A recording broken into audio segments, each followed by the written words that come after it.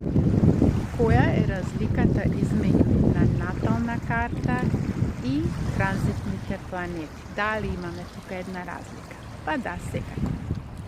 Една натална карта, тоа е вашата лична карта. Значи, во тоа време, во тој период, кога сте биле родени, така биле поставени планетите во универзумот, така биле замрзнати.